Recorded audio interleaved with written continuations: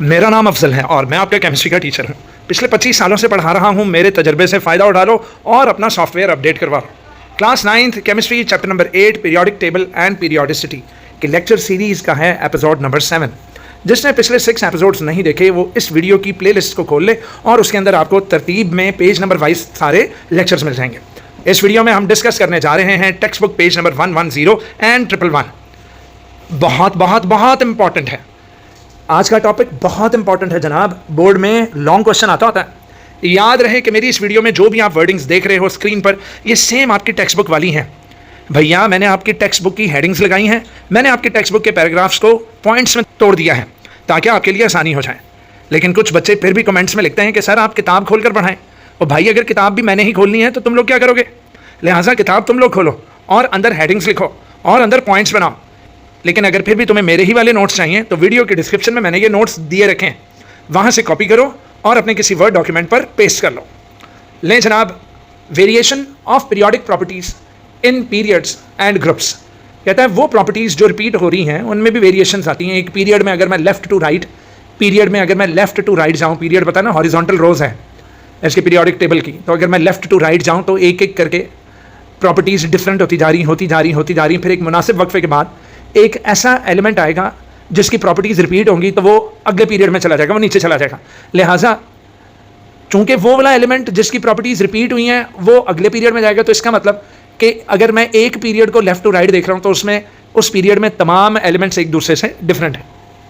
इसी तरह मेरा बेटा ग्रुप्स में भी रुझान पाए जाते हैं। कुछ प्रॉपर्टीज़ इनकी डिफरेंट हैं और कुछ प्रॉपर्टीज़ इनकी सेम है। तो फॉर एग्जांपल एक ग्रुप की तमाम की केमिकल प्रॉपर्टीज़ तो सेम होंगी, लेकिन फिजिकल प्रॉपर्टीज़ का हम आपसे वादा नहीं कर रहे भाई, फिजिकल प्रॉपर्टीज़ इनकी डिफरेंट हो सकती हैं।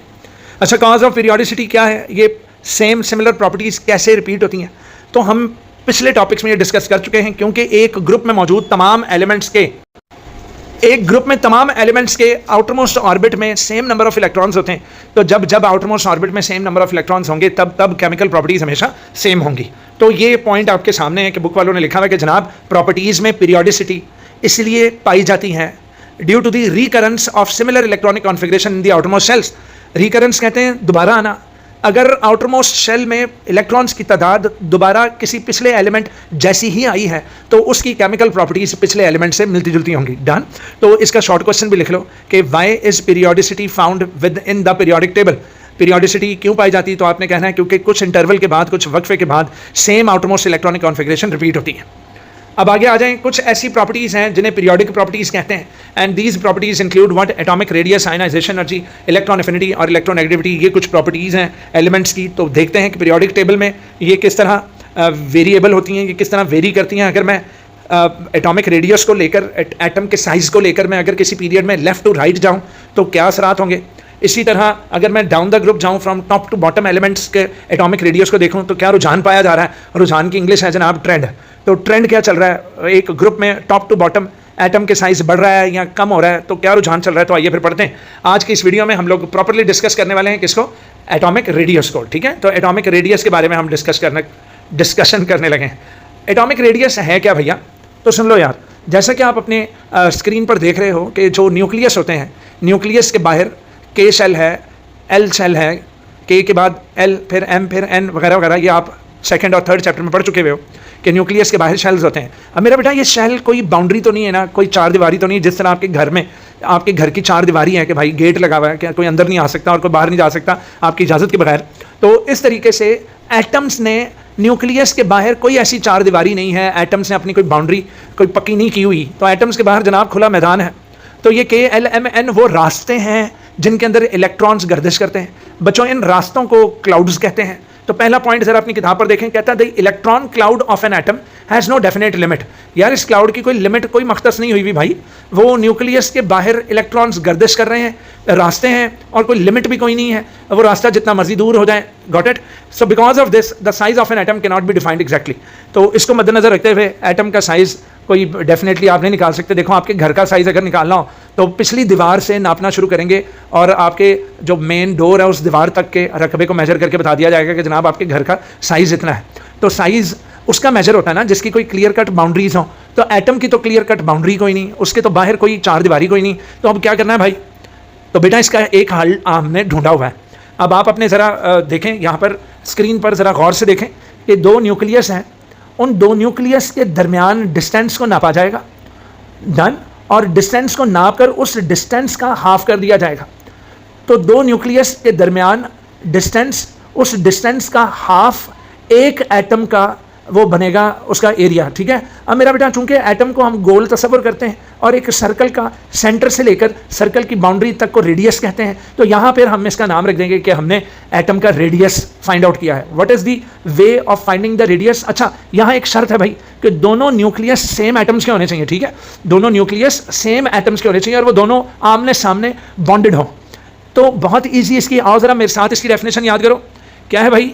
atomic radius is defined as half of the distance between the nuclei of the two identical bonded atoms. दोबारा भाई, half of the distance between the nuclei of the two identical bonded atoms. Again, half of the distance between the nuclei of the two identical bonded atoms. तो दो same atoms हैं, आमने सामने हैं, इनके दोनों के न्यूक्लियाई का पूरा डिस्टेंस मेजर करो और उसका हाफ जो है वो एटॉमिक रेडियस होगा। क्या होगा बेटा? Atomic radius. So however point 2 आपकी किताब में है, it is possible to measure the radius of an atom when it is bonded to an identical atom. तो ये आप डायग्राम में देख रहे हो, दो कार्बन के एटम्स हैं और दोनों कार्बन चूंकि दोनों सेम है, आमने सामने हैं, तो हमने न्यूक्लियस से न्यूक्लियस इनका डिस्टेंस निकाला और उस डिस्टेंस को डिवाइड किया 2 पर, तो एक एटम का जो है वो हिस्सा बाहर निकला है कि भाई ये तुम्हारा रेडियस है और ये तुम्हारा रेडियस है। और याद रहे कि हम एटम के रेडियस को पिकोमीटर्स में मेजर करते हैं।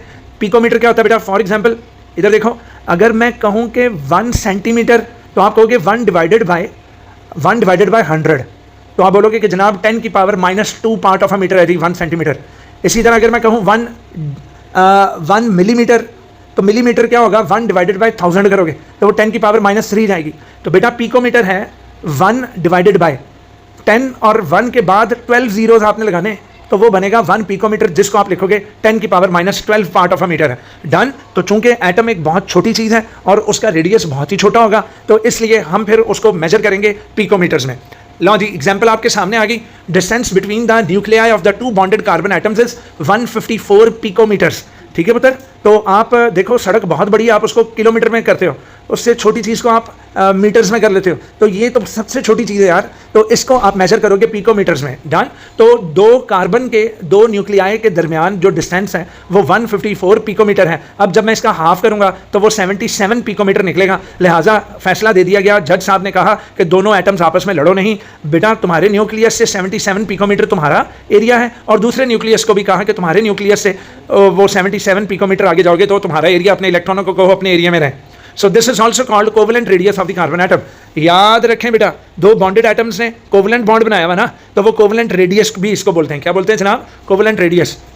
क्या बोलते हैं जनाब? Covalent radius, and it is very much important.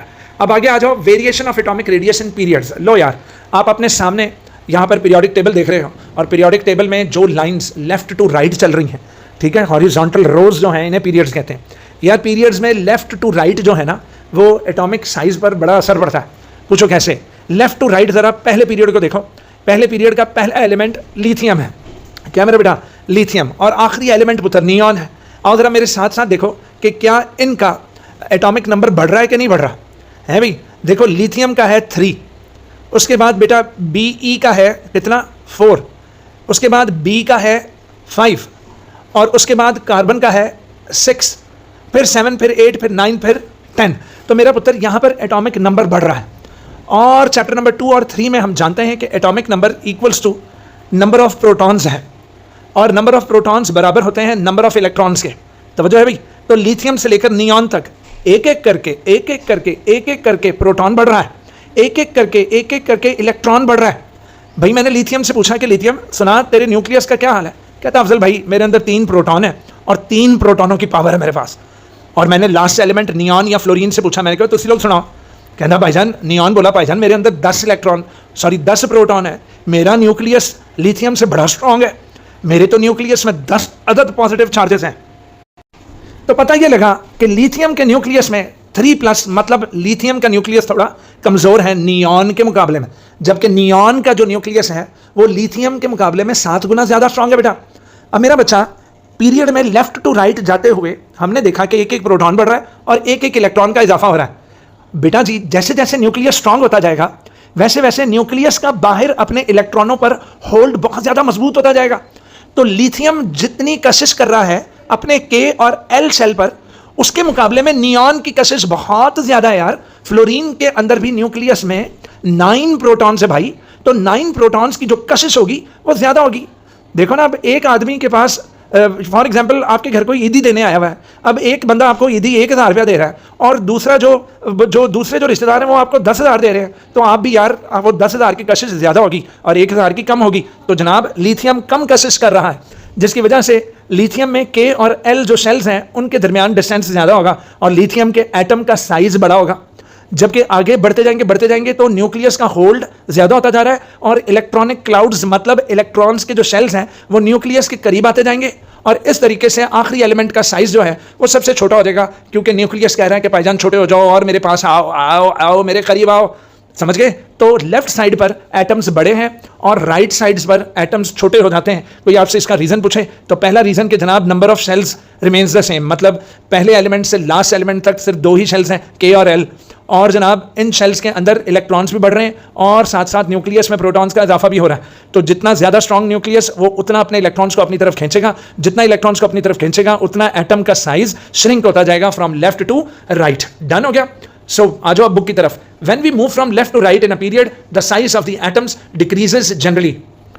Point 2. It is because as we go from lithium to neon, done, ये period number 2 है और period number 2 में 2 shells हैं और shells remains the same, shells same है और अंदर proton और इलेक्ट्रॉन बढ़ते जा रहे हैं। In the second period, we are adding electrons to the outermost shell. हम ना सिर्फ आउटरमोस्ट शेल में इलेक्ट्रॉन ऐड कर रहे हैं बल्कि हम एक एक करके प्रोटॉन भी ऐड करी जा रहे हैं और न्यूक्लियस स्ट्रांग होता जा रहा है। The charge on the nucleus also increases. देखा, लिथियम पर 3 प्रोटॉन का चार्ज 3+ और नियॉन के न्यूक्लियस पर 10+ का चार्ज है, यानी कि उसका भी चार्ज बढ़ा हुआ है। डन। सो दिस टेंड्स, अब ये मजबूर करेगा to pull the electrons closer to the nucleus, के न्यूक्लियस के करीब आ जाएं, and hence the sizes of the atoms decreases from lithium to neon. आपके सामने टेबल 8.4 है। अब आप देख सकते हैं कि लिथियम का साइज 152, बेरिलियम का 113 पिकोमीटर, बोरॉन का 88 पिकोमीटर, कार्बन का 77 पिकोमीटर, नाइट्रोजन का 75, ऑक्सीजन का 73, फ्लोरीन का 71 और नियॉन का 69। तो क्या रुझान पाया जा रहा है भाई? This is the trend in a period. ये आपको शॉर्ट क्वेश्चन आएगा, what is the trend of atomic radius in a period, discuss with examples. Done. तो आपको ये एटॉमिक रेडियाई भी याद करने इन पिकोमीटर्स इनके, ठीक है। अब चलते हैं जनाब, variation of atomic radius in group. एक ग्रुप भाई ऊपर से नीचे टॉप टू बॉटम क्या असर पड़ेगा? तो यार टॉप टू बॉटम याद है, मैंने आपको पिछली वीडियोस में बताया था कि पीरियड का जो नंबर है वो इंडिकेट करता है नंबर ऑफ शेल्स को। मतलब सेकंड पीरियड के एलिमेंट्स में 2-2 शेल्स हैं, तो थर्ड पीरियड में 3-3 शेल्स हैं, तो चौथे पीरियड में 4-4 शेल्स हैं, तो मेरा पुत्र 7वें पीरियड में तो 7 शेल्स होंगे। तो आप मुझे खुद बताओ, के और एल वाला एटम बड़ा होगा या के एल एम एन वाला एटम बड़ा होगा? तो जाहिर सी बात है भाई, जिसमें नंबर ऑफ शेल्स इंक्रीज हो रहे हैं वो वाला एटम बड़ा है और जिसमें नंबर ऑफ शेल्स कम है वो वाला एटम छोटे साइज का। तो अगर मैं एक ग्रुप में देखूं तो ग्रुप में एटॉमिक नंबर में खासा फर्क पड़ रहा है, एटॉमिक नंबर खासा इंक्रीज हो रहा है, ठीक है। जैसे लिथियम का एटॉमिक नंबर 3 है तो सोडियम का एटॉमिक नंबर 11 है, यानी कि सीधा जंप लगी 3 से 11 पर, यानी कि सीधा जंप लगी 3 से 11 पर। लेकिन यार इससे कोई फर्क नहीं पड़ेगा क्योंकि लिथियम में नंबर ऑफ शेल्स 2 हैं और सोडियम में 3 है, तो जाहिर सी बात है भाई नंबर ऑफ शेल्स ज़्यादा तो एटम का साइज बड़ा। The atomic radii of the atoms increases from top to the bottom, increasing trend है। क्यों? क्योंकि number of shells is being added. It is because a new shell is being added in the successive period down the group. अच्छा, ये successive period से मुराद from left to right नहीं है भाई, ये है third period, fourth period, fifth period, six, successive से मुराद एक के बाद एक जो पीरियड आ रहा है। डन। तो एक नए शेल का इजाफा हो रहा है, थर्ड पीरियड में 3 शेल्स, तो फोर्थ में 4, तो फिफ्थ में 5। In the successive period down the group and the inner electron shield on the outermost shell from the nucleus. अच्छा, ये शील्ड क्या है? ये शील्ड ये है कि अगर के और एल एम एन, के और एन के दरमियान एल और एम है तो बेटा वो न्यूक्लियस का होल्ड कमज़ोर कर देंगे। आउटरमोस्ट एन पर न्यूक्लियस का होल्ड कमज़ोर हो जाएगा क्योंकि दरमियान में ढेर सारे इलेक्ट्रॉन्स आ गए, नंबर ऑफ शेल्स बहुत ज़्यादा है और आउटरमोस्ट इलेक्ट्रॉन्स पर होल्ड जो है वो बहुत ज़्यादा कम होगा, जिसकी वजह से एटम का साइज बड़ा हो जाएगा। तो याद रखो, एटम का जो रेडियस है वो डायरेक्टली प्रोपोर्शनल है कि न्यूक्लियस का होल्ड कितना है, न्यूक्लियस कितनी पावर से इलेक्ट्रॉन्स को अपनी तरफ अट्रैक्ट कर रहा है। अब जनाब आइए तो पहले ग्रुप का जायजा लेते हैं। तो देखो भाई, पहले ग्रुप में लिथियम में number of electrons in the inner shells, मतलब लिथियम में 2 अदद शेल्स हैं तो एटॉमिक रेडियस 152 है। सोडियम में मेरा बच्चा 3 शेल्स हो गई, जबकि अगर मैं वो काउंट करूं कि सोडियम के एटॉमिक नंबर 11 है तो टोटल 11 इलेक्ट्रॉन्स हैं। तो सोडियम के न्यूक्लियस और बाहर वाले एक इलेक्ट्रॉन के दरमियान में पुत्र 10 इलेक्ट्रॉनों ने शील्ड बनाई हुई। वो सोडियम वो न्यूक्लियस में जिद करते हैं कि भाई तुम सिर्फ के और एल के इलेक्ट्रॉनों को, मतलब के और एल के 10 इलेक्ट्रॉनों को बस कशिश करते रहो और एम वाले इलेक्ट्रॉन पर कशिश वीक कर दो। बेटा इसी असना में एटम का साइज बढ़ जाएगा मेरा पुत्र, क्योंकि न्यूक्लियस का होल्ड जो है वो इतना नहीं है आउटरमोस्ट शेल पर। तो देखो इसका 186 पिकोमीटर इसका साइज है। इसी तरह पोटेशियम में आउटरमोस्ट और न्यूक्लियस के दरमियान पुत्री 18 इलेक्ट्रॉन आ रहे हैं। 18 इलेक्ट्रॉनों ने मिलकर शील्ड बना दी। वो कह रहे हैं कि खबरदार छड़ बरा बाहर वाले इलेक्ट्रॉनों, तो हमारे अंदर बेटा बाहर वाले इलेक्ट्रॉन और न्यूक्लियस के दरमियान 18 इलेक्ट्रॉन है यार। तो वो होता नहीं कि अगर एक क्लास में एक टीचर पढ़ा रहा है तो सबसे पिछला जो बेंच है वो बेचारा इग्नोर हो जाएगा क्योंकि वो बच्चे दूर हैं, और फ्रंट सीटर और दरमियान वाले जो बच्चे हैं वो टीचर की सारी तवज्जो अपनी तरफ ले जाएंगे।